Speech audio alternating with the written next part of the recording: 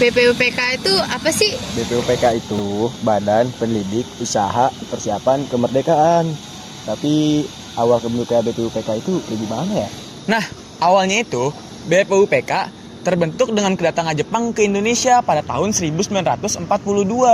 Waktu itu, Jepang masuk ke Indonesia dengan cara propaganda. Jepang mengaku-ngaku sebagai cahaya Asia atau pelindung Asia.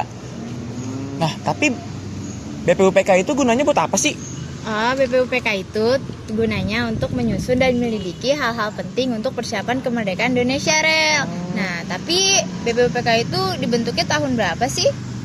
Kalau BPUPK tuh dibentuknya pada tanggal 29 April 1945. Oh, begitu.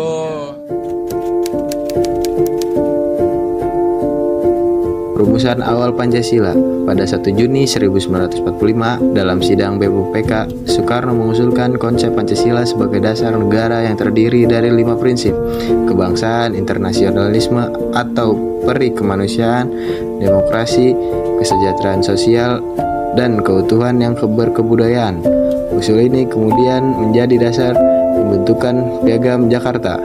Panitia 9 merumuskan Piagam Jakarta yang awalnya mencantumkan ketuhanan dengan kewajiban menjalankan syariat Islam bagi pemeluknya. Namun, pada tanggal 18 Agustus 1945, demi persatuan bangsa, kalimat tersebut diubah menjadi ketuhanan yang Maha Esa. Sidang BPUPK kedua dan pembentukan Undang-Undang Dasar 1945. Pada 10-17 Juli 1945, BPUPK membahas rancangan Undang-Undang Dasar yang mencakup 1. Pernyataan kemerdekaan, menegaskan hak bangsa Indonesia untuk merdeka. 2. Dasar negara Pancasila, sebagai ideologi nasional. 3. Sistem pemerintahan yang mengatur tata kelola negara. Pada sidang BPUPK pertama, ada 10 tokoh dalam sidang tersebut yang mengemukakan gagasannya. Yang pertama, ada Muhammad Yamin. Muhammad Yamin mengatakan, dasar negara berupa permusyawaratan, mufakat, perwakilan, dan kebijaksanaan. Yang kedua ada Raden Adipati Arya Wiratakusumo, menekankan keselarasan dengan kehendak Tuhan dan persatuan tanpa perbedaan. Yang ketiga ada KRM TH Worjodiningrat, menyatakan bahwa kemerdekaan harus bersendi kekeluargaan. Yang keempat ada Susanto Tirto Projo, mengajukan dasar negara berupa semangat kebangsaan, hasrat persatuan dan rasa kekeluargaan. Yang kelima ada AM Dasak. Beliau menegaskan bahwa Indonesia harus berdasar pada iman dan tawakal kepada Tuhan. Yang keenam ada Muhammad Hatta. Beliau juga menyatakan bahwa dasar ketuhanan harus diwujudkan dengan pemisahan agama dan negara. Yang ketujuh ada Raden Abdurrahim Prakalikrama. Beliau mengajukan dasar negara berupa persatuan rakyat dan Islam dengan kebebasan beragama. Yang kedelapan ada Supomo. Beliau juga menekankan persatuan, semangat kekeluargaan gotong royong, serta budi pekerti luhur. Yang kesembilan ada Ki Bagus Hadikusumo. Beliau mengusulkan agar Islam dijadikan dasar dan sendi negara. Yang terakhir adalah Insinyur Soekarno. Beliau mengusulkan Pancasila sebagai dasar negara pada 1 Juni 1945.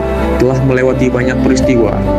Akhirnya, pengesahan Pancasila sebagai dasar negara pada 18 Agustus 1945, sehari setelah proklamasi. PPKI mengesahkan Pancasila dalam pembukaan Undang-Undang 1945 sebagai dasar negara Indonesia, menggantikan Piagam Jakarta dengan rumusan final yang mencerminkan persatuan dan keberagaman bangsa. Terima kasih sudah menyaksikan.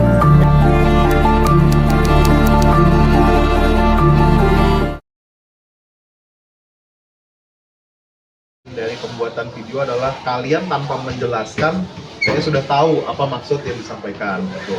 Tapi ada beberapa catatan gitu ya. Mungkin ini beda perspektif kali ya. Jadi kalau kita ngomongin perspektif antara perspektif historis atau sejarah sama perspektif ketatanegaraan yang ada dua. Ada beberapa perbedaan. Yang pertama, kalau tadi kan kamu menjelaskan tentang sejarahnya BPUPK. Kalau dalam PKN ya BPUPK, tapi kalau dalam historis kita menyebutnya adalah BPUPKI. Dokuritsu Jundi Chosakai. Ketuanya siapa tadi namanya? Ketuanya Dr. Rajiman Widyodiningrat. Dan sebenarnya kalau ngomongin BPUPKI atau BPUPK poin paling penting dari pelaksanaan poin paling penting dari dibentuknya hal tersebut adalah satu, yang paling mendasar adalah pembuatan yang namanya dasar negara, pembuatan dasar negara, atau yang akhirnya kita